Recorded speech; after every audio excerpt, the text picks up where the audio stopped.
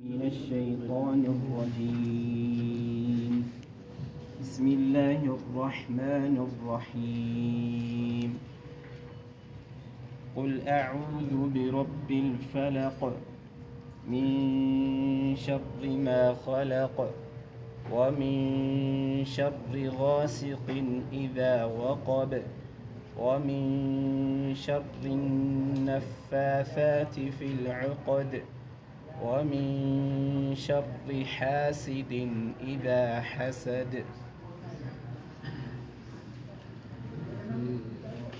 أعوذ بالله السميع العليم من الشيطان الرجيم من همزه ونفخه ونفثه. بسم الله الرحمن الرحيم. اللهم أعنا على ذكرك وشكرك وحسن عبادتك. يقول الله تبارك وتعالى: بسم الله الرحمن الرحيم. قل أعوذ برب الفلق. بسورة الفلق لا ينقده ما براريون يتوسلون تلانتنا يتنال زاريم تلانت كأقوم نبات نكتلال إن شاء الله كذاب في تجن مفردات ويم دمو يا آيات وشون ترجمات والسنة لما يتنمكرال. بسم الله الرحمن الرحيم. يقول بسم الله الرحمن الرحيم. بالله سم እጅግ በጣም ሩህሩህና በጣም አዛኝ በሆነው ጌታ እንጀምራለን በሉ። ቁል ያ ሙሐመድ ሆይ እንዲህ በል፣ አዑዙ ቢረቢል ፈለቅ በተፈልቃቂው ጎህ ወይም በንጋት ጌታ ፈጣሪ እጠበቃለሁኝ በል። ከምን ሚን ሸሪ ማ ኸለቅ ከፈጠረው ክፉ ነገር በጠቅላላ ወይም እሱ ከፈጠራቸው ነገሮች ክፋት በአጠቃላይ በንጋት ጌታ እጠበቃለሁኝ በል። ወሚን ሸሪ ጋሲቅን ኢዛ ወቀብ ከሌሊትም ክፋት ኢዛ ወቀበ ጽልመቱ በተንሰራፋ ጊዜ ሁሉን ነገር በሸፈነ ጊዜ ከሚኖረው ክፋት በጎህ ጌታ እጠበቃለሁኝ በል። ወሚን ሸሪ ነፋሳቲ ፊል ዑቀድ በታሰሩ ቋጠሮች ላይ ትንፋሻቸውን እያወጡ ከሚደግሙ ድግምተኞችም ክፋት እና ተንኮል በጎህ ጌታ እጠበቃለሁኝ በል። ወሚን ሸሪ ሐሲድን ኢዛ ሐሰድ ከምቀኛም ተንኮል እና ክፋት ኢዛ ሐሰደ በተመቀኘ ጊዜ ከሚኖረው ክፋት እና ተንኮል በጎህ ጌታ እጠበቃለሁኝ በል ነው የሚላቸው ለነቢዩ ዐለይሂ ሰላቱ ወሰላም። ይህ እንግዲህ ለሳቸው ብቻ ሳይሆን ለሁሉም ቁርአን ለሚቀራ ሰው ለሁሉም ሰው ነው ይህ ትእዛዝ የመጣውና ነብዩ አለይሂ ሰላቱ ወሰላም እንደተናገሩት فقيل لي قل فقلت وانتم ايضا فقولوا او كما قال النبي عليه الصلاه والسلام الله እንዲህ በል ብሎ አዞኝ እነዚህ ምዕራፎች አምጥቶ አዞኛል እኔም ብያለሁ እናንተም ልትሏቸው ይገባል በማለት አዘዋል። እነዚህ ሁለቱን ምዕራፎች ቁል አዑዙ ቢረቢል ፈለቅ እና ቁል አዑዙ ቢረቢን ናስ ሚለውን ማለት ነው። قل أعوذ برب الفلق من شر ما خلق اسكملوا درس تلانت ما براريون لما يتمكرنال زاري من كتلو ومن شر غاسق إذا وقب كملوا يهونال مالتي نقده من شر ما خلق يملوا أبابال الله سبحانه وتعالى كفتراتشو فطوران كمنوراتشو كفات بدك لالا بالله تبك اللهن يميل معنى له عامنا كلهم يكاتتال كسوم ከጅንም ከኢብሊስም በአጠቃላይ አላህ Subhanahu Wa Ta'ala የፈጠራቸው እንስሶች ያኒ እንደዚህ ሀዋም ነፍሳት ሳይቀር በአጠቃላይ ሁሉም አላህ Subhanahu Wa Ta'ala ከፈጠራቸው ፍጡራን ሊያመጡ ከሚችሉት ሊያስከትሉ ከሚችሉት ተንኮልና ክፋት በጠቅላላ በአላህ ተጠበቃለሁኝ በል የሚል ትእዛዝ ነው ያለው።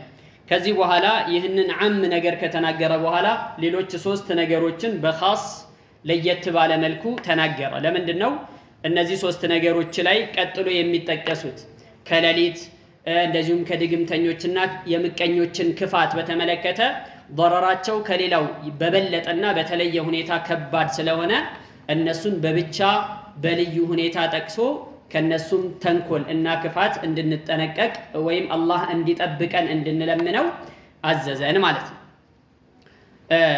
خصص من بعض ما خلق أصنافا يكثر الوقوع الأذى منهم ብዙ ጊዜ ከነሱ ያኒ መጥፎ ነገሮች አዛ ክፋት መጥፎ ነገር መገኘቱ የሚበዛበት የሆኑ አካላት በልዩ ሁኔታ ተነገሩ። فطلب إليه التعوذ من شرهم ودفع أذاهم እንደዚሁም ከነሱ ክፋትና ተንኮል አላህ እንዲጠብቃቸው እንዲለምኑ አዘዛቸው ቁል ብሎ ማለት ነው። እነዚህ ሶስት ነገሮች ምንድናቸው? የመጀመሪያው ወሚን ሸሪ ጋሲቅን ኢዛ ወቀበ የሚለው ነው። ጋሲቅ የሚለው አይ ሚን ሸሪ ለይሊን ሙኽተሊጥን ظላሙሁ ሸዲደትን ظልመቱሁ። ጋሲቅ ማለት ሌሊት ማለት ነው ብለው ገይሩ ዋሂድ ሚን አልሙፈሲሪን በርካታ ሙፈሲሮች ተርጉመውታል። ጋሲቅ ማለት ሌሊት ማለት ነው። ምን አይነት ሌሊት? ድቅድቅ ጨለማ ያለው የሆነ በጣም ያኒ ምንም ነገር የማያሳይ የሆነ በጣም ኃይለኛ ከባድ ጽልመት ያለው የሆነ ሌሊት ከሱ ተንኮል በአላህ ተጠበቃለሁኝ በል። እሱ ምን ተንኮል አለው ምን ክፋት አለው ቢባል ብዙ ነገሮች ውስጡ ላይ ስለሚገኙ ነው ወደፊት ማብራሪያው እንደምናየው ማለት ነው። ኢዛ ወቀበ ማለት አይ ኢዛ ደኸለ ظላሙሁ ፊ ኩሊ ሸይ ጽልመቱ ሁሉም ነገር ውስጥ ገብቶ በሚሸፍን ጊዜ የሌሊቱ ጽልመት ሁሉንም ነገር በሚያዳርስ ጊዜ ከሚኖረው ክፋትና ተንኮል በአላህ እጠበቃለሁኝ በል። እንግዲህ እዚህ ላይ ኢዳፈቱ ሸር ኢለ ለይል ሊሙላበሰቲሂ ለሁ ቢሑዱሲሂ ፊህ እዛ ሌሊት ውስጥ ክፋት ተንኮል መጥፎ ነገሮች ሸር የተባለ ሁሉ ሊገኝ ስለሚችል ነው የተነገረውና በልዩ ሁኔታ ከሌሊትም ጽልመቱ በተሸፈነ ጊዜ ሁሉንም ነገር ውስጥ በገባ ጊዜ እጠበቃለሁኝ በል የተባለው ለዛ ነው አለ። والمعنى ومن كل شر واقع في الليل وقت دخول ظلامه وتقيده به እንግዲህ ሌሊት ላይ ሊገኝ ከሚችል ማንኛውም መጥፎ ነገር ሁሉ በአላህ እጠበቃለሁኝ። ለምንድነው ሌሊት? ቀን ለምን ማለት ሌሊት ለምን ብቻ ተነገረ? ቀን ለምን ሳይጠቀስ ቀረ? ክፉ ነገር ቀን ላይ ሳይከሰትም ቢባል ይከሰታል። እርግጥ ግን በሌሊት ላይ የሚከሰተው መጥፎ ነገር እና ሸር ይበዛል ይበልጣል። لأن حدوث الشر فيه أكثر والتحرز منه أصعب وأعسر በሌሊት ላይ የሚመጣብህ አደጋ መከላከል እንኳን አትችልም ከባድ ነው የሚሆን። የቀን ከሆነ ምናልባት ታየዋለህ የራስህን ጥንቃቄ ልትወስድ ትችላለህ ብዙ ነገር። ሌሊት ከሆነ ግን ሌሊት ነው ምንም የሚታይ ነገር የለም ድቅድቅ ጨለማ ነው።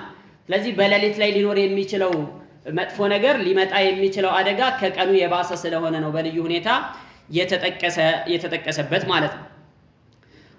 በዚህ በሌሊት ላይ በሌሊቱ ክፍለ ጊዜ እንደሚታወቀው ينبعث أهل الحرب في الليل ጦርነት ማካሄድ የሚፈልጉ ጠላታቸው ያኒ ጠላት በዘነጋበት ሰዓት ምናልባትም እንቅልፍ በተኛበት ሰዓት አሳቻ ሰዓት ተጠቅመው ነው ያኒ ጥቃት ሊያደርሱ የሚችሉት ማለት ነው። ይሄም ብቻም አይደለም وتخرج فيه عفاريت الجن والهوام والسباع وجميع المؤذيات በሌሊቱ ክፍለ ጊዜ መጥፎ የሆኑ የጅን አይነቶች ሁሉ ይሰራጫሉ በሌሊት ማለት ነው። አውሬዎች ሁሉ ይወጣሉ ከየጎሪያቸው ከየተደበቁበት ቦታ ይወጡና ይሰራጫሉ ይስፋፋሉ ማለት ነው። እንደዚሁም ደግሞ መጥፎ የሆኑ ነፍሳት ጊንጥ የመሳሰሉ እንደባብ የመሳሰሉ መጥፎ ሙእዚ የሆኑ ነገሮች በአጠቃላይ ይንሰራፋሉና ነው በሌሊት ማለት ነው። ነብዩ አለይሂ ሰላቱ ወሰለም በሌሊት ጉዞ ከመጓዝ ከልክለዋል። ወነሃ ረሱሉላህ ሰለላሁ ዐለይሂ ወሰለም من السير في الليل وأمر بتغطية الأواني وإغلاق الأبواب ሌሊቱ በሚመጣ ጊዜ ፀሐይ በምትገባ ጊዜ እቃ ይሄ ክፍት እቃ ምናምን እንዳትተው ሸፍኑ አሉ። እንደዚሁም ደግሞ إغلاق الأبواب የቤታችሁን በር መስኮት ምናምን ዝጉ። وإيكاء الأسقياء የውሃ እቃዎችን ያኒ መቋጠር ያለበት መታሰር ያለበትን እሰሩ ወይም ግጠሙት ክደኑት። وضم الصبيان ይህም ብቻ አይደለም ልጆቻችሁን አትበትኑ ሌሊት ላይ ሲሆን ሰብስቧቸው ወደ ቤት حتى تذهب يعني የተወሰነ ሰዓት እስከሚያልፍ ድረስ በዚህ ሁኔታ ተጠንቀቁ ብለው ነብዩ አለይሂ ሰላቱ ወሰለም አዘዋል። ዛሬ ላይ ይሄ አይታወቅም ሐቂቀተን እውነቱን ለመናገር አብዛኞቻችን ጋር ኖርማል ምሽት ሲመጣ በቃ መሸ ተብሎ ምንም ይሄ ትዝ የሚለው ሰው ጥቂት ነው የሚሆነው ማለት ነው። በሌሊቱ ሰዓት ላይ የተለያዩ ያኒ መጥፎ መናፍስት ጅኖች ምናምን ይስፋፋሉ ይንሰራፋሉ። እዛ ሰዓት ላይ ልጆችን ቤት መሰብሰብ በር መዝጋት መስኮት መዝጋት እቃ ምናምን መሸፈን ይገባል ነብዩ አለይሂ ሰላቱ ወሰለም እንዳዘዙት። ለምንድን ነው የሁሉ ታዲያ? وكل ذلك للحذر من الشر والبلاء ተለያዩ በላ የተለያዩ መቅሰፍት አደጋና መጥፎ ነገር እንዳይመጣ ለመጠንቀቅ ጥንቃቄ ወሰዱ ነው። وخذوا حذركم ተጠንቀቁ ተብሏል። ሰው ዝም ብሎ እንደዚህ አይነት ጥንቃቄዎችን ሳይወስድ በኋላ ልጅ እንደዚህ ሆኖ እንደዚህ ሆነ ምናምን ብለው ብዙ ነገሮችን ይላሉ። نعم ሁሉም ሰው ላይ ያለ ነው ብቻ ጥንቃቄያችሁን ውሰዱ وخذوا حذركم ብሎ አላህ Subhanahu Wa Ta'ala አዟልና መጠንቀቅ ያስፈልጋል ማለት ነው። በሌላ ተረጓጎም ጋሲቅ የተባለውን ቀመር ነው ተብሏል ጨረቃ ማለት ነው። إذا امتلأ نورا ብርሃኑ ሙልት በሚል ጊዜ ووقوبه امتلاؤه نورا يعني ጨረቃ ብርሃኑ ሙልት በሚል ሰዓትም ጋሲቅ إذا وقت ተብሎ ተጠርቷል።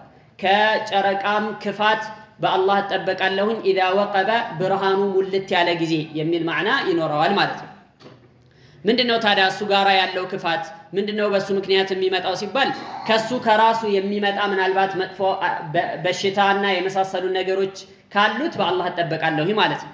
አንድ ይሄ ነው። ሁለተኛ ደግሞ በዲን ጉዳይ በእዕትቃድ ጉዳይ ላይ ጨረቃን በተመለከተ ፊትና ውስጥ የገቡ ጨረቃንም ፀሐይንም የሚያመልኩና የሚገዙላቸው አካላት እንዳሉ አላህ Subhanahu Wa Ta'ala ቁርአን ላይ ተናግሯል። لا تسجدوا للشمس ولا للقمر واسجدوا لله الذي خلقهن إن كنتم إياه تعبدون ለፀሐይም ለጨረቃም አታጎብድዱ ለነሱ አትስገዱ እነሱን አታምልኩ واسجدوا لله الذي خلقهن እነሱን የፈጠራቸው ያስገኛቸው ጌታ አምላክ አለና ለሱ ብቻ ነው ልታጎበድዱ ልትሰግዱ የሚገባው ብሎ አላህ Subhanahu Wa Ta'ala ተናግሯልና ከዚህም ጨረቃ ክፋት እንደዚሁ በአላህ ተጠበቃለሁ ብላችሁ በሉ።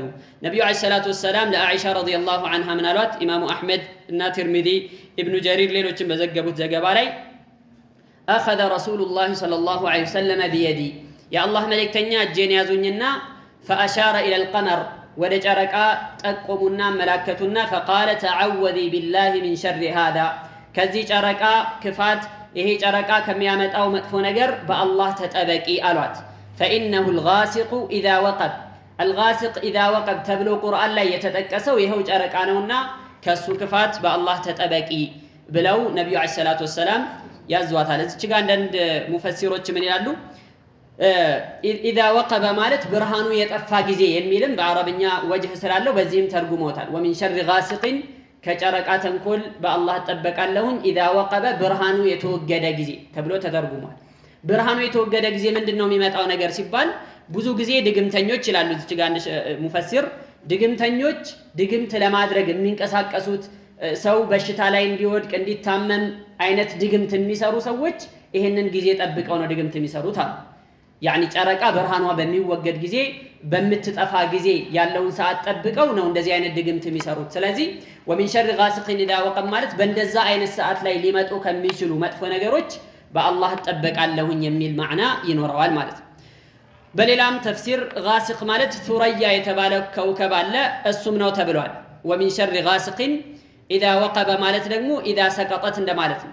ከሱረያ ከተባለችው ኮከብም ከሚኖረው ክፋት በአላህ ተጠበቃለሁ መቼ إذا وقب يعني إذا سقطت በምትወድቅ በምትጠፋ ጊዜ ከሚኖረው ክፋትና መጥፎ ነገር በአላህ ተጠበቃለሁኝ ማለት ነው ብለውም የተረጎሙ እንደዚሁ ሙፈሲሮች አሉ ማለት ነው። አላየ ሐል እነዚህ ሁሉ ተፍሲሮች ከሁሉም የተሻለው القول الأول أولى የመጀመሪያው ከሌሊት ክፋት በአላህ ተጠበቃለሁኝ إذا وقب يعني ጨለማው ወይም ጽልመቱ በተንሰራፋ ጊዜ የሚለው ትርጉም የተሻለ ነው ማለት ነው። አይ ومن شر الليل إذا دخل وغمر كل شيء بظلامه والليل إذا كان على تلك الحال كان مخوفا نعم ሌሊት በጣም በሚጨልም ጊዜ ጽልመት በሚወርሰው ጊዜ ያስፈራል። መቼም ማንም ሰው በእንደዛ አይነት ሰዓት ላይ ዛሬኛ ከተማ ላይ ስለምንኖር መብራት يعني በብዛት ስለምናገኝ ሌሊቱ ሌሊት አልመስል እያለን ነው እንጂ ወደ يعني ገጠራማ አካባቢ ላይ ወይ ደግሞ መብራት በብዛት የሌለበት ቦታ ላይ ይሄ በደንብ ፍንትው ብሎ ይታያል ማለት ነው። ዛሬ አንድ ሰው በአስፋልት ላይ يعني ቢሄድ ምንም የማይመስለው ሊሆን ይችላል። ብዙ መብራቶች አሉ አሸብርቋል ማሻአላህ ምናምን ብዙ ነገር ይሄ አይደለም። ዋናው እንግዲህ እነዚህ ነገሮች ጊዜያዊ ናቸው። በሚጠፉ ሰዓት የሚኖረው ጽልመት ሲመጣ አስፈሪ ነው የሚሆነው። ካነ መኹፈን ባዒተን ዐለ الرهبة እንደዚህም ሆኖ ምንም ስጋት የለበትም ማለት አይደለም። ሌሊቱ ልክ እንደ ቀን ፍንትው ብሎ ቢታይም እንኳን يعني ግራ ቀኙን መልከት ሳይል ገልመጥ ሳይል መቼም ዝም ብሎ ዘና ብሎ የሚሄድ يعني ብዙም አይኖርም። አንዳንድ ጀሱር ይኖራል መቼም ደፋር የሆነ ሰው ምንም የማይመስለው ይኖራል። አላየ ሐል ክፋት አለ ሌሊት ላይ የሚንሰራፋ ነገር አለ ብዙ ነገሮች አሉና የሚታይም የማይታይም ብዙ ነውና በዛ ሰዓት ላይ ሊኖር ከሚችል ተንኮልና ክፋት ሸር ሁሉ በአላህ ተጠበቃለሁ የሚል ማዕና ነው ያለው። باعثا على الرهبة إلى أنه ستار يختفي في ظلامه ذو الإجرام ተለያዩ ብዙ አደጋዎችን ሊያደርሱ የሚችሉ አካላት የሚደበቁበት የሚሸፈኑበት ጊዜ ነው። إذا قصدوك بالأذى إلى أنه عون لأعدائك عليك በዛ ሰዓት ላይ ገውስ የለም يعني ድረሱልኝ ብለህ እሪ ብትል ራሱ ሰው ሁሉ ቢሰማህ ቤቱ ቁጭ ነው እንጂ የሚለው ማንንም አይወጣም። እኔስ የሆነ ነገር ቢያጋጥመኝ ብሎ ነው የሚፈራው። በተለይ ከተማ ላይ ገጠር ላይ እንኳን ከሆነ ሁሉም ነገ ሊደርስብኝ ይችላል ብሎ ሰሚል ይረዳዳል። ከተማ ላይ ሲሆን ግን እንደዚህ ይባል ነገር የለም። ስለዚህ በእንደዛ ሰዓት ላይ በአላህ Subhanahu Wa Ta'ala ሊመጡ ከሚችሉ ክፋቶችና አደጋዎች በአላህ ተጠበቁ አላህ እንዲጠብቃችሁ ለምኑ ዱዓ አድርጉ ነው ዋናው መልእክት ማለት ነው።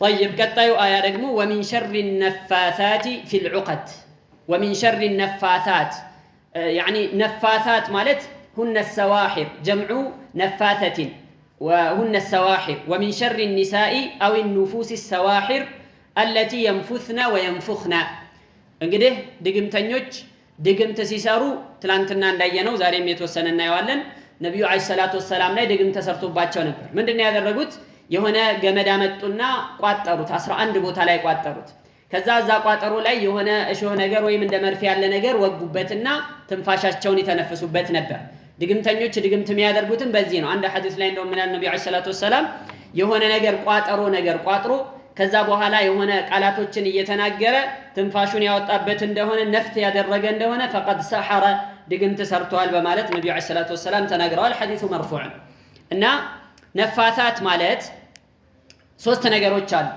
አንደኛ ነፍኽ ቢልኻ ሁለተኛ ነፍት በታ ማለት ነው ሶስተኛ ደግሞ ነፍት የሚባል በታ አለ ሶስት ነገሮች አሉ ነፍኽ ብሎ ማለት ምንም አይነት ምራቅ ሳያወጣ ትንፋሽ ብቻ ማውጣት ማለት ነው ነፍኽ ይባላል ነፍት ብሎ ማለት ደግሞ ከትንፋሽ ጋራ ትናንሽ ምራቆችን ማውጣት ትንሽ ምራቅ ማውጣት ምን ይባላል ነፍት ይባላል ከትንፋሽ ጋራ አብሮ ምን ይወጣል ትንሽ ምራቅ ይወጣል ማለት ነው ትንሽ ብዙ አይደለም ሶስተኛው ደግሞ ተፍል ነው ነፍት ነበር ያልኩት ተፍል ነው ተፍል ማለት ደግሞ መጥፋት ምራቅ መጥፋትና ማውጣት ማለት ነው ሶስት ነገሮች አሉ እዚህ ጋር የተጠቀሰው ምንድነው ነፍስ ነው ትንፋሽና ምራቅ አብሮ ቀላቅሎ ማውጣት ማለት ነው ድግምተኞች ድግምት ሲሰሩ ይህን ያደርጋሉና እንደዚህ ያደረጉ ድግምት ከሚሰሩ ድግምተኞችና ደጋሚዎች ተንኮልና ሴራ በአላህ እጠበቃለሁኝ በል የሚል ማዕና ነው ያለው እንግዲህ ነፋሳት ብሎ ሴቶች يعني جمع نفاثة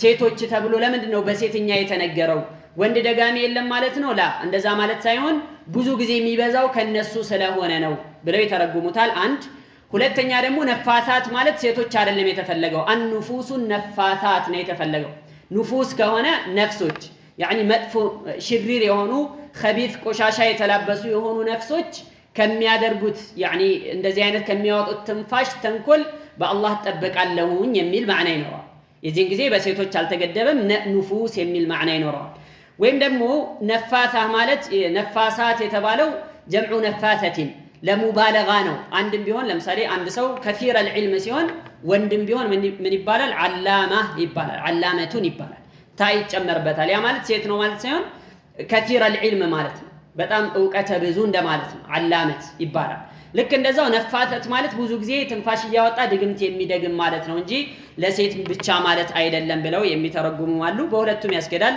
ሁለቱም የሚሰጡት ማዕና ትክክለኛ ይሆናል ማለት ነው እና ከእንደዚህ አይነት ሰዎች ከሚሰሩት ተንኮልና ግፍ ሴራ ከሚያመጡት ክፋት በአላህ ተጠበቃለሁኝ በል የሚል ማዕና ይኖረዋል ፊል ዑቀድ ማለት ደግሞ በተቋጠሩ ክሮች ላይ በተቋጠሩ ገመዶች ላይ ከሚተነፍሱ ድግምተኞች ተንኮል በአላህ ተጠበቃለሁኝ የሚል ማዕና አለው ማለት ነው والمعنى اعوذ بالله من شر النفوس او النساء السواحر اللاتي يعقدن عقدا في خيوط بكر لاي بجمد لاي ቋጠሮችን ቋጥረው ሲያበቁ وينفثن في عقدة الخيط حين يرقين عليها ያን ላይ ድግምት በሚሰሩበት ጊዜ ያንን ቋጥረው ትንፋሻቸውን ከሚያወጡ ሰዎች ክፋት ተንኮል በአላህ እጠበቃለሁኝ ማለት ነው የሚል ማዕና አለው ወቂላ በሌላ አባባል ደግሞ ነፋሳት ማለት እዚች ጋር የተፈለጉት ትላንትና ነብዩ አለይሂ ሰላቱ ወሰለም ላይ ድግምት የሰራባቸው አንድ ይሁዲ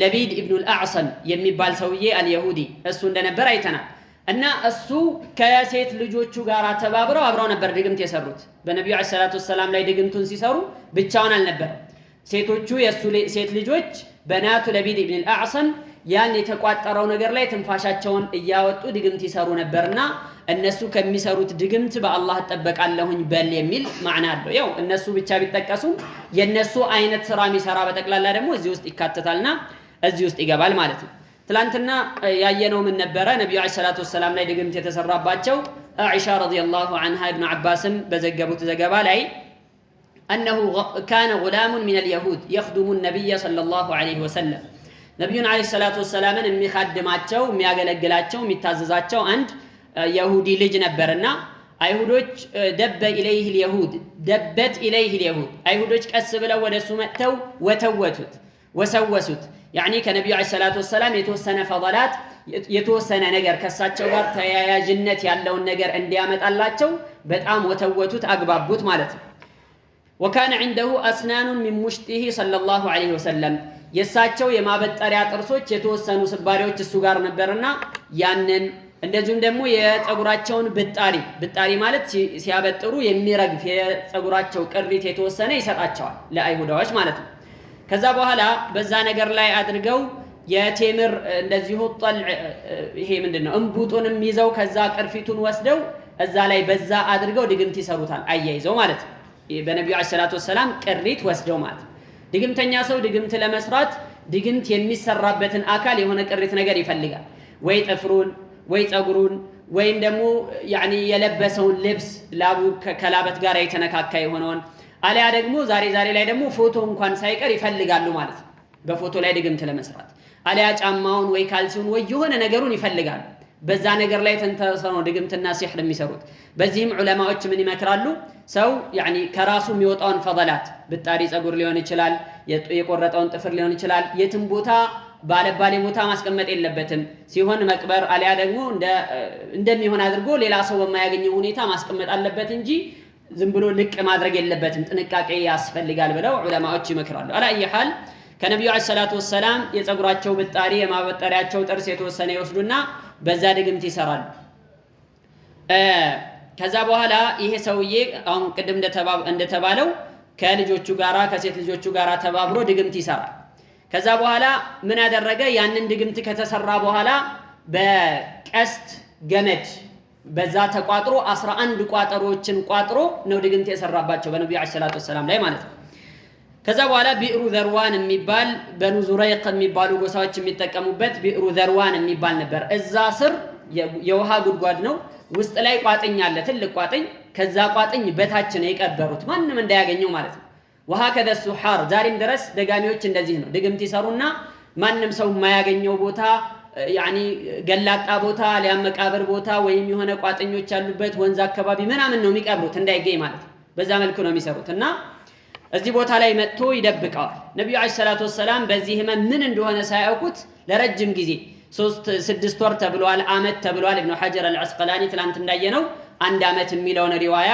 የተሻለ እንደሆነ ተናግረዋል ለረጅም ጊዜ ምን እንደሆነ ሳያውቁ ይቸገሩ ነበር የሆነ ነገር ያደረጉ ይመስላቸዋል ሳያደርጉ ያኒ የሆነ ነገር የሰሩ ይመስላቸዋል ምንም ሳይሰሩት ማለት ነው በዚህ መልኩ ቆይተው ነበርና ዱዓ ደጋግመው ነብዩ አለይሂ ሰላቱ ወሰለም አደረጉና የሆነ ቀን ለአኢሻ ረዲየላሁ ዐንሃ ነገሯት አኢሻ ሆይ እኔ እኮ አላህ Subhanahu Wa Ta'ala የጠየቅኩትን ነገር استفتاني فيما يعني افتاني فيما استفتيته بين የጠየቅኩበት ጉዳይ ላይ በየኑን ሰጠኝ ምን እንደሆነ ነገረኝ እኮ ብለው ነብዩ አለይሂ ሰላቱ ወሰለም ለአኢሻ ነገሯት ምንድነው የሆነው ተኝተው ያለ بين نائم ويقظان يعني ብዙ እንቅልፍ አልወሰዳቸውም በተወሰነ መልኩ ተኝተው ያለ ሁለት መላእክቶች ወደሳቸው ይመጡና አንደኛው ከራሳቸው በኩል ሌላኛው ደግሞ በእግራቸው በኩል ይቀመጣል ከዛ በኋላ ይነጋገራሉ ሁለቱ መላእክቶች ማለት ነው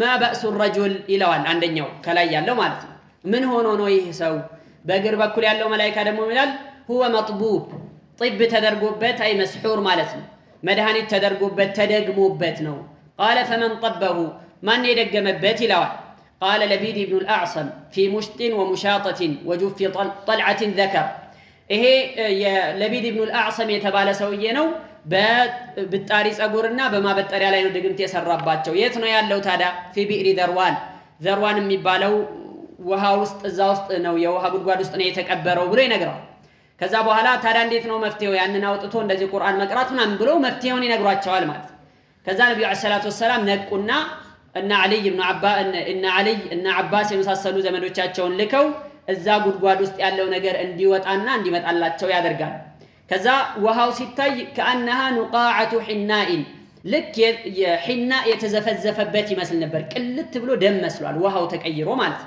እንግዲህ ተአሲር አለ ይሄ ድግምት የሚባለው ነገር የሚፈጥረው ተጽዕኖ አለ ከዛ ያንን ነገር ያወጡትና የተቋጠረው ነገር ላይ እንዳለ ይፈቱትና ይበታትኑታል ቁርአን ይቀራበታል ቁል አዑዙ ቢረቢል ፈለቅ ሲል ኢን ሐለት ዑቅዳ አንዱ ያለ እየተበታተነ ሙሉ ሁለቱም ሱራዎች ቀርተው ሲጨርሱ በአጠቃላይ ድግምቱ እንዳለ ተፈታና እሳቸውም ከነበረባቸው ሙሉ ተፈውሰው ተነሱ። ጅብሪልም አለይሂ ሰላም ዱዓ ያደርግላቸው ነበር። ቢስሚላሂ አርቂክ ሚን ኩሊ ሸይኢን ዩእዚክ ወሚን ኩሊ ዐይኒ ሐሲድን አላህ የሽፊክ ቢስሚላሂ አርቂክ እያለ ዱዓ ያደርግላቸው ነበር። ቢስሚላሂ አርቂከ በአላህ ስም ያኒ አርቂከ ማለት ሩቅያ ያደርግልሃለሁ መድኃኒት ያደርግልሃለሁ እንደማለት ነው።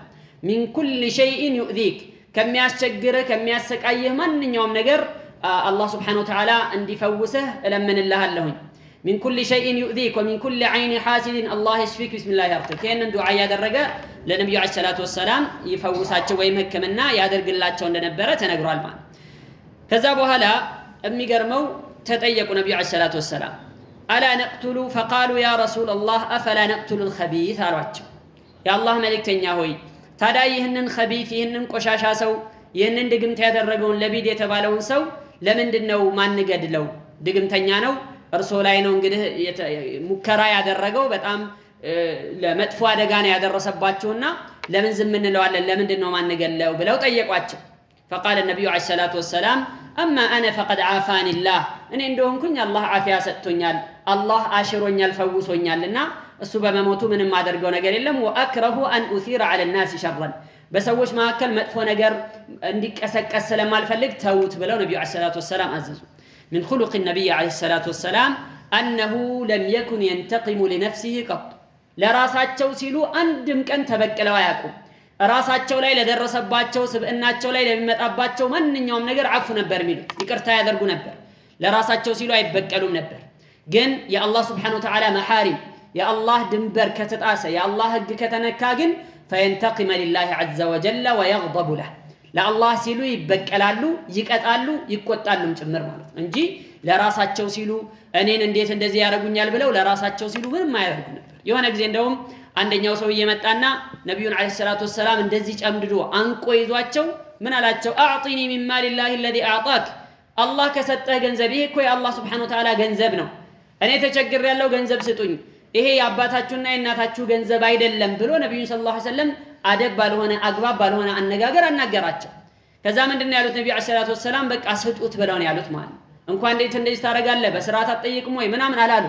በስርዓት ትጠይቃለህ ራሱ አላሉም። ያ ጀማዓ በስርዓት ትጠይቃለህ ማለት እኮ እንደ ተውጂህ ምክር ነው አይደለም። ግን እሳቸው ነብዩ አለይሂ ሰላቱ ወሰላም ነፍስያ የሚባል ነገር የለባቸው።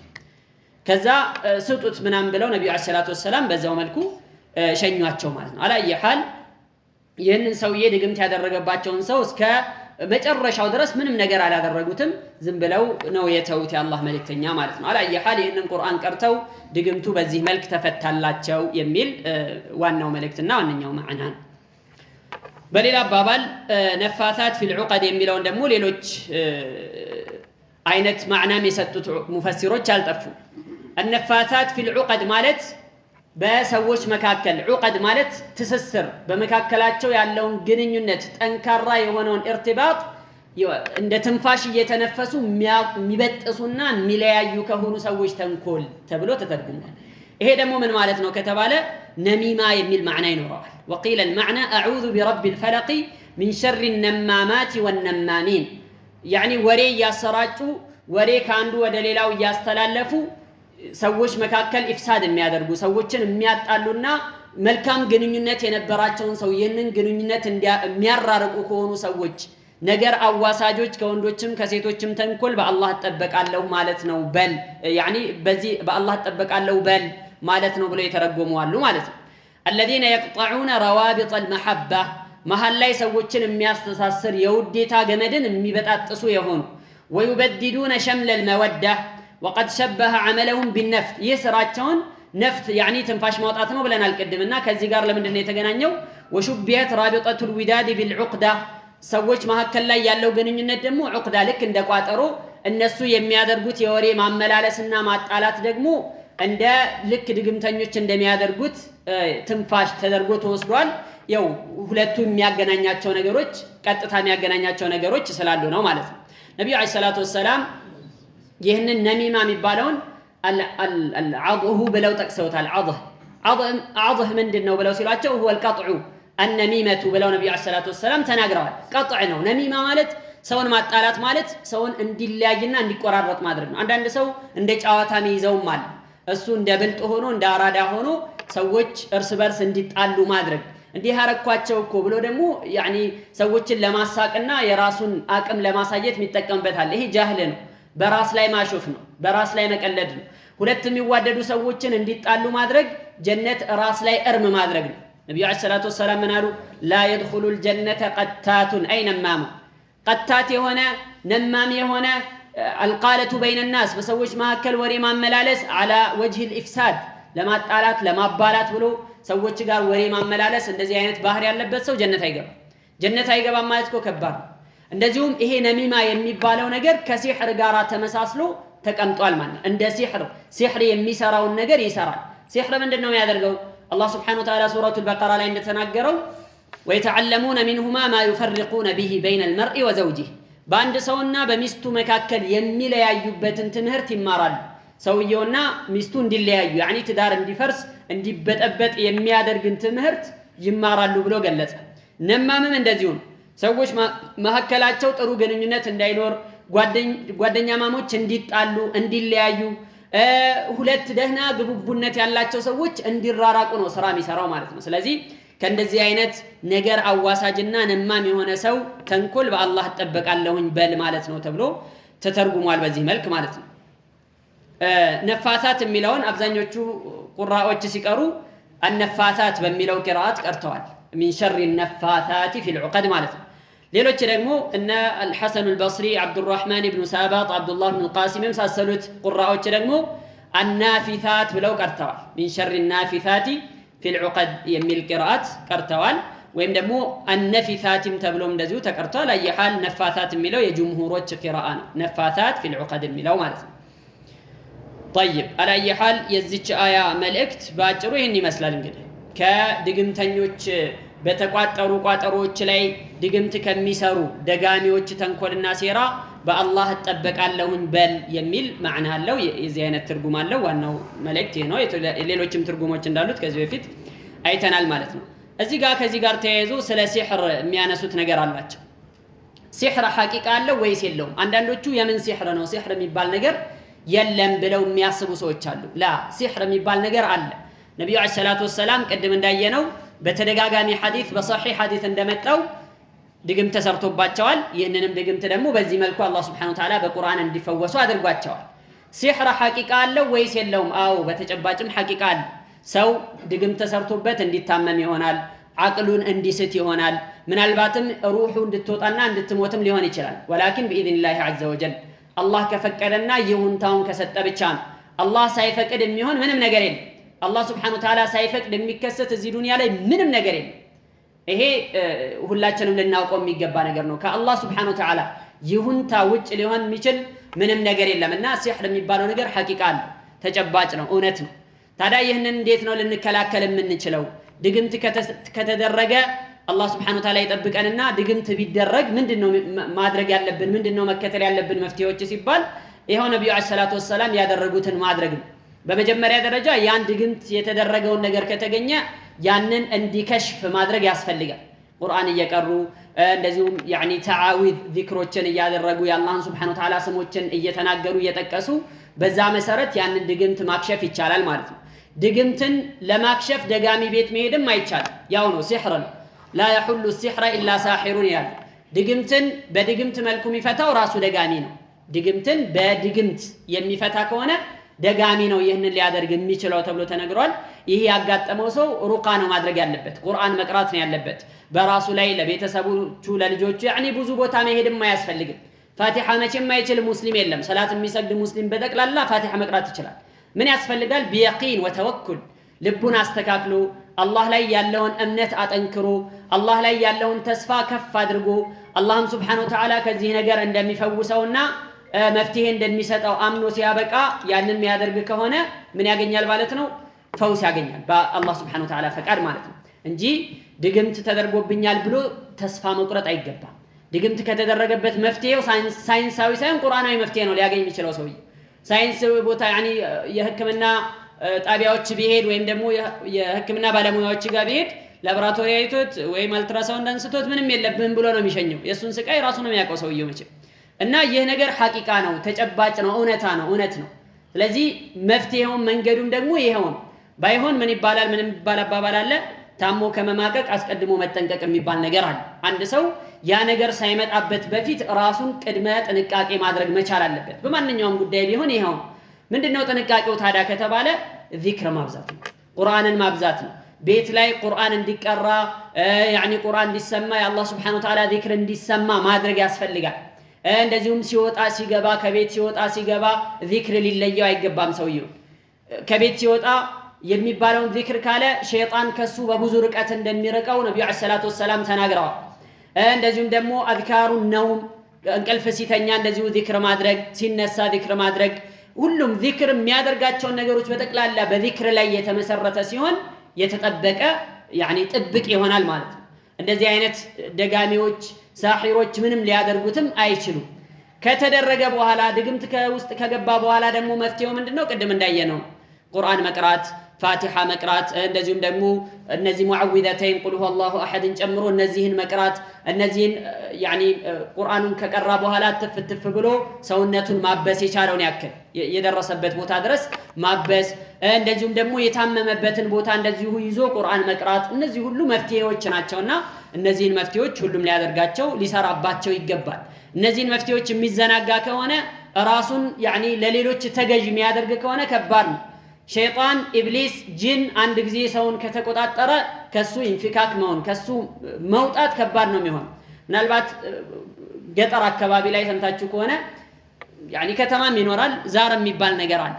ዛር ማለት ምንድነው ዛር ማለት አንድ ጂን ለምሳሌ በየአመቱ ለሱ ሊገበርለት ይፈልጋል አንዲትን ሴት ወይም የሆነን ሰው ይይዝና ያሰቃያዋል ከዛ መፍትሄው ምንድነው ቀይ በግ ሲታረድለት ወይም ነጭ በግ ሲታረድለት አሊያም የሆነ ጥቁር ዶሮ ምናምን ይታረድለትና እዛ ውስጥ ደም ውስጥ ገብቶ ይነከራል የታመመው ሰው ማለት ነው ከዛ በኋላ ይለቀዋል ይባላል ይሄ ዛር ብለው የሚጠቅሱት ነው በየአመቱ ጊዜውን ጠብቆ ይመጣል አይቀር ለምንድነው አንድ ጊዜ ሰዎቹ ራሳቸውን ማንነታቸውን አሳልፈው ሰጥተውታል ምንም አይነት ሌላ መፍትሄም አይታያቸው ይህንን በቃ ሌላ ምንም መፍትሄ ያለው ብለው ማያስቡ መፍትሄው ምንድነው እሱ የጠየቀውን ማድረግ ምንድነው አድርጉልኝ የሚለው ቀይ በግረዱልኝ ይላል ወይም ጥቁር በግረዱልኝ ወይ ይሄን ዶሮ ረዱልኝ ብሎ ያዛል ያን የታረደው ነገር ያረጉለታል ይሄ هذا شرك بالله عز وجل በአላህ ላይ ማጋራት ነው በሱ ማሻረክ ነው ለአላህ ብቻ ነው እንጂ ከሱ ውጭ ላለ አካል ማረድ አይቻልምና ማለት ነው አንዳንዶቹ ራሳቸውን ሲሸውዱ ይላሉ አይ የሚታረደው እኮ ለሱ አምልኮ ለመፈጸም ሳይሆን لدفع شره واذاه የሱን ሸር ለመመለስ ነው እንጂ ቢስሚላህ ብለን ነው የምናርደው ያ اخي ሺ ጊዜ ቢስሚላህ ብለህ ለጣዖት ብታርድ እኮ ሐላል ሊሆን አይችልም በፍጹም ማለት ነው ያው ነው ለጅንም ታረደ ለቀብርም ማረድክ ለማንንም ከታረደ ከአላህ ውጭ ላለ አካል ከታረደ ሽርክ ነው የሚሆነው ማለት ነው ስለዚህ የዚህ መፍትሄ ያለው በቁርአን ውስጥ ብቻና ብቻ ነው ወንነዝሉ من القرآن ما هو شفاء ورحمة للمؤمنين ከቁርአን እናወርዳለን ما هو شفاء ፈውስ የሆነና ለሙእሚኖች ረህመት የሆነ እዝነት ምንጭ የሆነ ቁርአን እናወርዳለን ብሏል ይህንን ቁርአን መፈወሻ መዳኛ አድርጎ ሊይዘው ይገባል ማለት ነው እንጂ ለሸይጣናት የሚገብር ከሆነ ለድግምተኞች እየሄደ ዛሚር መጠመጥ ከሆነ ዱንያውንም አኺራውንም ነው የሚያጣው ሰውየው ማለት ነው ዱንያውንም አኺራውንም ያጣል ደጋሚ ድግምተኛ ቤት መሄድ ከሆነ ጠንቋይ ቤት መሄድ ከሆነ ኪታብ ገላጭ የሚባለው ሰው ጋር እየሄደ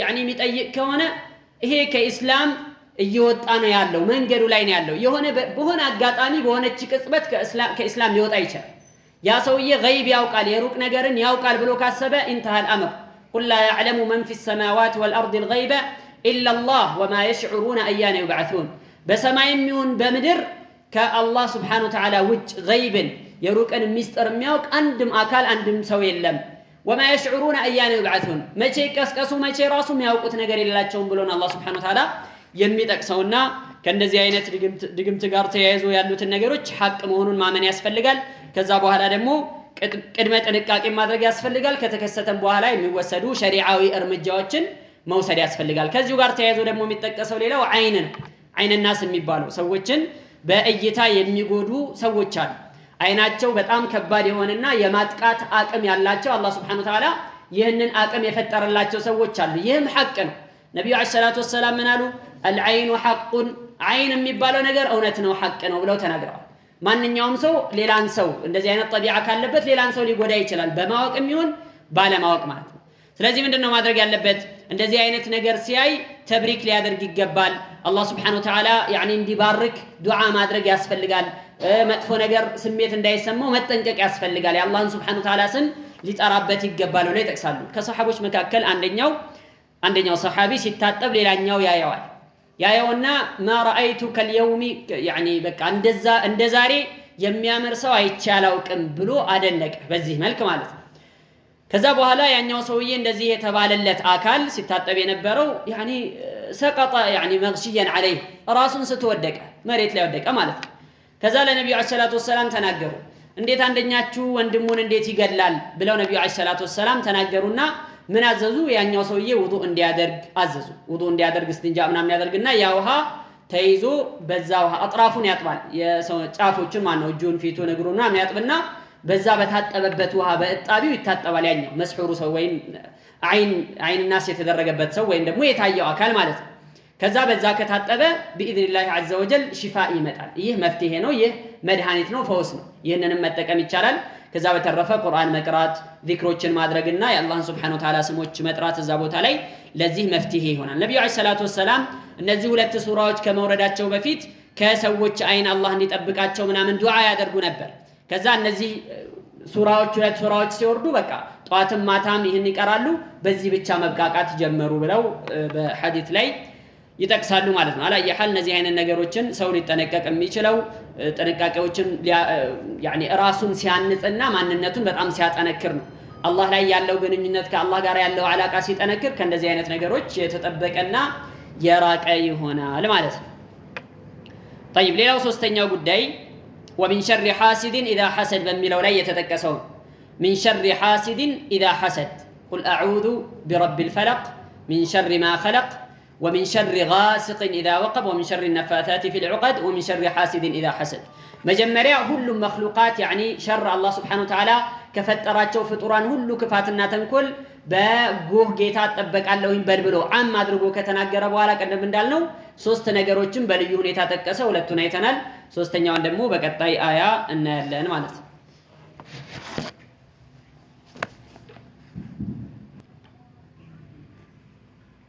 ومن شر حاسد إذا حسد كمكنيا كفاتنا تنكلم بنجاتو جيتا بالله اتبك الله بل إذا حسد بتمكنيا جزي كان من وراء كفات مالت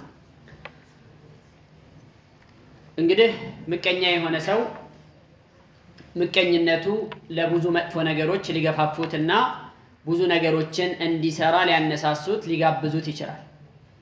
ምቀኝነት ማለት ምን ማለት ነው? ሐሰድ ብሎ ማለት ተመኒ زوال النعمة عن مستحقها أو عن الغير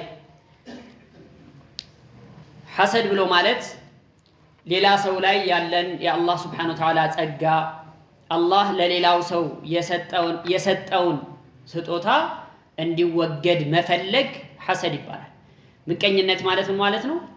በቃ እከሌ ለምን ጤና አገኘ፣ እከሌ ለምን ሀብት አገኘ፣ እከሌ ለምን ቤት ሰራ፣ እከሌ ለምን መኪና ገዛ እያለ መጥፎ ስሜት መሰማት ወደ ራሱ እንዲመጣ ቢፈልግም ባይፈልግም ምቀኝነት የሚለው ስም ይይዘዋል ማለት ነው። ከምቀኝነት ሁሉ ደግሞ መጥፎ ከሁለቱ አይነቶች የከፋው የትኛው ነው ሲባል ከዛኛው ሰውዬ ተወግዶ ወደ ራሱ እንዲመጣ የሚፈልግ ከሆነ ይሄ ከባዱ ከበድ ያለው ይሄ ነው። አንዳንዱ ደግሞ ወደ ራሱ መጣም አልመጣም ያኛው ከዛኛው ሰውዬ ብቻ እንዲጠፋ የሚፈልግና የሚመኛል ማለት ነው። ዑመር ኢብኑ አብዱል አዚዝ ረህመቱላሂ ዐለይሂ ምን አሉ? لم أرى ظالما أشبه بمظلوم من حاسد عند مكنيا راسو بداي هونو تبداي ميመስል ሰው አይቻለውም። በዳይ ነው ምቀኝነት መመቅኘቱ በራሱ ክፋት ነው፣ መጥፎነት ነው፣ በደል ነው። ግን ራሱ የተበደለ መዝሉም ነው የሚመስለው። አንድ ገጣሚ ምን አለ? قل للحسود إذا تنفس طعنة يا ظالما وكأنه مظلوم አለ። ሌላኛው ደግሞ ምን አለ? ألا قل لمن بات لي حاسدا أتدري على من أسأت الأدب أسأت على الله في فعله لأنك لم ترض لي ما وهب فكان جزاؤك أن خصني وسد عليك طريق الطلب بلال ألا قل لمن بات لي حاسدا لني مكنيا هونو لا نقا مكنيا هونو لم يادرب بني سو انديه بلو أتدري على من أسأت الأدب من لا يسرعات انداته كمان قاس ابن دكفتك كمان قايتت الله انه هنا وقال بلو أسأت على الله في فعله كان يقارك وارد لم تصبه تقله كان يقارد من قارنو ينتتل كالله سبحانه وتعالى قارنو الله سبحانه وتعالى يسرون سرانو يتالله يالله لأنك لم ترضى لما وهب الله لني يسطون نجر الله ودو فلقو فقدو يسطኝ ነገር አንተ ግን አልተደሰትክበትም ደስ አላለህም ለምን ሰጠው ብለህ ተመቅኝተሃልና ችግርህ ከኔ ጋር ሳይሆን ከአላህ ጋር ነው በለው فكان جزاؤك أن خصني وسد عليك طريق الطلب ይህንን ደግሞ ለኔ በመስጠት አላህ Subhanahu Wa Ta'ala እኔን ብቻ ለይቶኛል አንተን ደግሞ ይህንን ነገር እንዳታገኝም እንዳትፈልገው መንገዱን ዘግቶብሃል ይሄን ነገር የማግኛ መንገድ ምንድነው ጸጋዎችን ኒዕማዎችን የዲንም ጉዳይ ይሁን የዱንያም ጉዳይ ይሁን መንገዱ ምንድነው ሲባል ልፋት ነው ሰበብ ማድረስ ነው እሱ ሰርቶ ጥሮ ግሮ ያገኘውን ያፈራውን ሀብት አንተ ቁጭ ብለህ ያኒ ያንጓጥጥክ ብትል ወደሱ ያየህ እድሜ ልክን ብትኖር ዋጋ የለው አንተም ልክ እሱ እንደሰራው ሁሉ አንተም ሰበብ ማድረስ ነው መስራት ነው ጉብዝና ማለት ይሄን ጎበዝ የሚባለው ይሄን እንደዚህ ካረክ ወንጀለኛ ማትሆን የሱ ኒዕማ እንዲጠፋበት ካልፈለክ ድረስ ማለት አርአያ አድርገህ መያዝ ትችላለህ ችግር የለው ከዛ በተረፈ ሒስድ የሚባለው ነገር ምቀኝነት የሚባለው ነገር ስራን ያጠፋል ስራን ልክ እሳት ማገዶን እንደሚበላው ሁሉ ሐሰድ ምቀኝነት መልካም ስራዎችን ይበላል ያጠፋል ብለው ነብዩ አለይሂ ሰላቱ ወሰለም ተናግረዋልና መጠንቀቅ ያስፈልጋል ነፍስ ኢነ النفس لأمارة بالسوء إلا ما رحم ربي الله ያዘነለት ሰው ካልሆነ በስተቀር ነፍስ በጣም መጥፎ ነገሮችን ለማዘዝ በጣም አንደኛ ናት በጣም ታዛለች መጥፎ ነገር ላይ ታነሳሳለችና ያንን አላህ Subhanahu Wa Ta'ala እንዲጠብቀው ነፍስያውን ከፍ ማድረግ መቻል አለበት المؤمن يغبط والمنافق يحسد بلوال النبي عليه الصلاة والسلام مؤمن የሆነ ሰው يغبط يعني غبطة ብሎ ማለት መመኘት ማለት لا حسد إلا في اثنتين قال النبي عليه الصلاة والسلام በላጭ የሆነ ምኞት በሁለት ነገሮች ላይ ነው ያለው አለ በሁለት ነገሮች ላይ እንጂ በላጭ የሆነ ምኞት የለም አንደኛው رجل أعطاه الله مالا الله ገንዘብ የሰጠው ሰው አለ ያ አላህ ገንዘብ የሰጠው ሰው فهو ينفقه آناء الليل وآناء النهار ቀን ማታ ያንን የአላህ የሰጠውን ገንዘብ ይለግሳል ኸይር ነገር አይቶ ወደ ኋላ አይሰስትም ጥሩ ነገር ካገኘ ገንዘቡን ሳይሰስት አውጥቶ ይለግሳል ይሰጣል በተለይ እንደዚህ አይነቱ ስጦታ ደግሞ ዲንን ለማስፋፋት የአላህን Subhanahu Wa Ta'ala ሸሪዓ ብዙዎች ጋር እንዲደርስ ለማድረግ ከሆነ ደግሞ ይሄ በጣም ትልቅ ስራ ነው እንጂ ስራ ነውና እዚህ ላይ መመኘት በላጭ የሆነ ምኞት ነው አይደል ምን ብሎ መመኘት አላህ ለኔም ገንዘብ ቢሰጠኝ ሀብት ቢሰጠኝ እንደዚህ ሰውዬ ለኸይር ነገር አወጣው ነበር ብሎ መመኘት በላጭ የሆነ ምኞት ኸይር ነገር ላይ ነው የቀናው መልካም ነገር ላይ ነው የተመኘው ችግር የለውም ማለት ሁለተኛው ደግሞ አላህ Subhanahu Wa Ta'ala ዕውቀት የሰጠው ወይም ቁርአን የሰጠው ሰው ነው فهو يقرأه آناء الليل وآناء النهار ቀን ማታ ጧት ማታ ሌሊትም ቀንም ይቀራዋል ያነባል ይሄን አላህ የሰጠውን ቁርአን ይሰራበታል በዚህ ቁርአን ያኒ ሁሌም እንደቀራው ነው ሁሌም እንደኖረበት ነው ይሄም ሊቀኑበት የሱ አይነት ምኞት ወይም የሱን አይነት ነገር አላህ ለኔም በሰጠኝ ብለው ሊመኙበት የሚገባ አይነት ነው ማለት ነው ከዚህ ውጭ ያለው ፋይዳ የለው الحسد يأكل الحسنات كما تأكل النار الحطب ብለዋል ቅድም እንደተነገረው ማለት ነው ሐሰድ ምቀኝነት ሐሰናት የሰራሃውን መልካም ስራ ያጠፋብሃል ይሄ ከባድ ነው ሰውየው ጾሟል ሰላት ሰግዷል ኢንፋቅ አድርጓል ዚክር አለው ያኒ ብዙ ኸይር ስራዎችን ሰርቷል ለአኺራዬ ይበጀኛል ይጠቅመኛል ነገ አገኘዋለሁ ብሎ የሚመኛቸውን መልካም ስራዎችን ሰርቷል ግን ምቀኝነት አለበት ሰዎችን ይመቀኛል ጎረቤቱን ጓደኛውን ያኒ የሱን አምሳያዎችን በተቅላላ ይመቀኛቸዋል እንደዛ ከሆነ እስከ ዛሬ ያከማቸው መልካም ስራ ሁሉ እየጠፋበት ነው ያለው እየወደመበት ነው ያለው የሚል ማዕና ነው የሚገርመው اول ذنب عصي الله به في السماء والارض الحسد ምቀኝነት የሚባለው ነገር አላህ Subhanahu Wa Ta'ala ለመጀመሪያ ጊዜ የታመጸበት ወንጀል ቢኖር ሐሰድ ምቀኝነት በሰማይም በምድርም ማለት በሰማይ አላህን ያመጻል እንዲያው ኢብሊስ ሰማይ ነበር የሚኖረው እንደሚታወቀው ከዛ በኋላ አደም አለይሂ ሰላም የተፈጠረ ጊዜ ተመቀኘው እንዴት በቃ እኔን ከኔ እንደው ምን ይል ነበር አደም አለይሂ ሰላም ጭቃ ሆኖ ገና ተጋድሞ መሬት ላይ ሩህ ሳይነዛበት በስተፊት እሱ ውስጡ እየገባ እየተመላለሰ ያየው ምን ብሎ ይናገር ነበር አንተ በእኔ ላይ ከተሾምክ ከኔ የበላይ ከተደረክ አልታዘዝህም አልሰማህም የኔ አለቃ ከሆንክ በፍጹም አልታዘዝህም በአንተ ላይ ደግሞ የበላይነት ከተሰጠኝ ደግሞ ለኡህሊከነከ አጠፋሃለሁኝ አለቅህም እያለ ይዝት ነበር መጀመሪያ ምቀኝነት ከዛ አደም አለይሂ ሰላም አላህ ሩህ ያኒ ዘርቶበት ከዛ መላእክቶች እንዲሰግዱለት ሲታዘዙ ጊዜ ኢብሊስ ሁሉ መላእክቶች ሲሰግዱ ጊዜ እሱ አልሰግድም አለ ለምን ምቀኝነት ይዞት ከኔ በምን ይሻላል በምን ይበልጣል እንደውም እኔ ነኝ የምበልጠውና መሻለው ምክንያቱም እኔ ነኝ የፈጠርከኝ ከእሳት ነበልባል እሱን የፈጠርከው ከሚገማ ጭቃ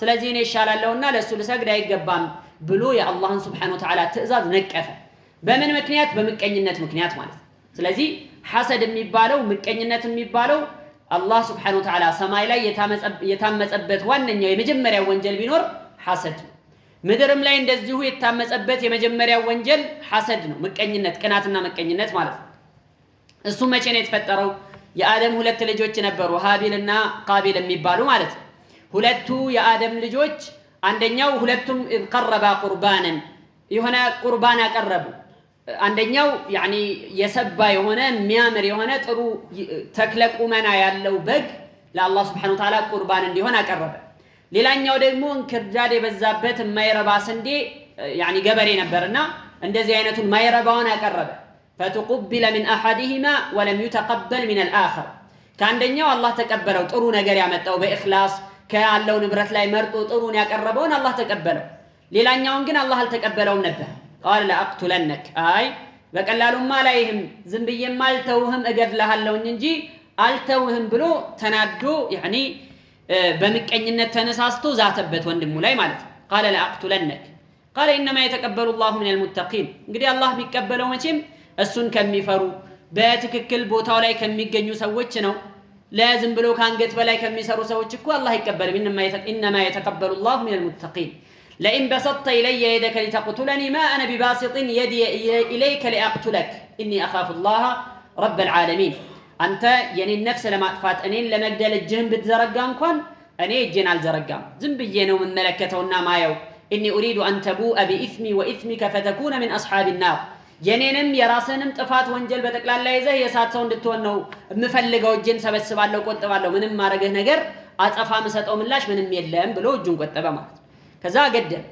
ይሄ እንግዲህ ከምንድነው ተነሳስቶ ሐሰድ ከምቀኝነት ተነሳስቶ ምን ላይ ሄደ ነፍስ ወደ ማጥፋት ደረጃ ደረሰ ولذا قال النبي عليه الصلاه والسلام በዱንያ ላይ እስከ ቂያማ እለት ድረስ የምትገደል በظلمና በግፍ የምትገደል አንዲትም ነፍስ አትኖርም إلا كان على ابن آدم الأول كفل منها لأنه أول من سن القتل كما جرشوا ጊዜ ድረስ በግፍና ያለ አግባብ የሚገደል ነፍስ ካለ በአደም ልጅ የመጀመሪያው ግድያን የጀመረው የሆነ ሰው ላይ ድርሻ አለው ይሄድለታል ማለት ነው እሱ እኮ ቀብር ውስጥ ነው ለስንት ሺህ አመታት ቀብር ውስጥ ነው ያለው ግን እስከ ዛሬ ድረስ በግፍ የሚገደል ሰው ሁሉ እጣ ፈንታ ድርሻ ለሱ የተወሰነ ነሲብ እሱ ጋር ይሄድለታል ለምን لانه اول من سن القتل ግድያን አላግባብ ያልሆነን ደም ማፍሰስን የጀመረው እሱ ስለሆነ እጣለው ድርሻ አለው ብለው ነብዩ አለይሂ ሰላቱ ወሰለም ተናግረዋል እና ይሄ ሐሰድ የሚባለው ነገር በጣም ከባድ ነው በአላህ Subhanahu Wa Ta'ala ከዚህ ከሐሲድ ከሆነ ምቀኛ ከሆነ ሰው ከሚያመጣው ክፋትና ተንኮል በሱ መጠበቅ ስለሚያስፈልግ ነው ይህንን በዚህ መልኩ የተጠቀሰው ማለት ነው አላህ Subhanahu Wa Ta'ala ቅድም እንዳየነው መጥፎ ነገሮችን ሹሩር የሚባሉ መጥፎ ነገሮችን ጠቀሰና መጨረሻ ላይ የጠቀሰው ሐሰድን ምቀኝነትን ዑለማዎች ምን አሉ ይሄ ምን ያሳያል ምን ያመላክታል ሲባል እስካሁን ከተጠቀሱት ሁሉ ከባዱ ሐሰድ እንደሆነ ምቀኝነት እንደሆነ ያሳያል ብለው ዑለማዎች ይናገራሉ قال بعضهم ان الله تبارك وتعالى جمع في هذه السوره الشرور كلها وختمها بالحسد شر ተባለ ክፋትና መጥፎ ነገር የተባለን በአጠቃላይ አላህ Subhanahu Wa Ta'ala እዚህ ምዕራፍ ላይ ጠቀሰና በምቀኝነት ዘጋው ደመደመው የመጨረሻውን ምቀኝነት አደረገው ለምን ليعلم انه اخص الطبائع واقبح الصفات المذمومه በጣም መጥፎ የሆነ ባህሪ እንደዚሁም ደግሞ በጣም አጸያፊ የሆነ መገለጫ እንደሆነ ለመግለጽ ነው በማለት በዚህ መልኩ ይጠቅሳሉ። አላየ ሐል ይህ ምዕራፍ ላይ የተጠቀሰው ትላንትናም እንዳየነው እዚህ የዚህች ሱራ መቃሲድ ምንድነው? አሽሩር አዛሂራ ግልጽ የሆኑ ከውጫዊ አካላዊ ጥቃቶች ሊያደርሱ የሚችሉ ክፋቶችና መጥፎ ነገሮችን መዘርዘርና ከነሱ በአላህ እንድንጠበቅ ነው የተነገረው። በሱረቱ ናስ ላይ ደግሞ ያኒ ውስጣዊ የሆነ ነፍስያን የሚቆጣጠር ውስጥ ገብቶ ከሚጎተጉተው ሸይጣን እና ከሱ ክፋት እንድንጠበቅ ነው የታዘዘው በማለት ይህንን ይናገራሉ። በዚህ የዚህ ምዕራፍ ሐቂቃ ያኒ በደንብ ተደቡር ከተደረገ ከዚህ የበለጠ ብዙ መዓኒዎችን ብዙ ነገሮችን ማግኘት ይቻላል። አላህ ቁርአንን ተደቡር አድርገው ከሚጠቀሙበት ሰዎች አድርገን የቁርአንን ፋህምና ግንዛቤ አላህ ይስጠን። እንደዚሁም ቁርአንን ሁሌም ተደቡር የሚያደርጉና ሁሌም ከሚቀሩ ሰዎች አላህ ያድርገን። ወአኺሩ ዳዕዋና አልሐምዱሊላሂ ረቢል ዓለሚን ወሰለላሁ ዐላ ነቢይና ሙሐመድ ወዐላ አሊሂ ወሰሕቢሂ አጅመዒን።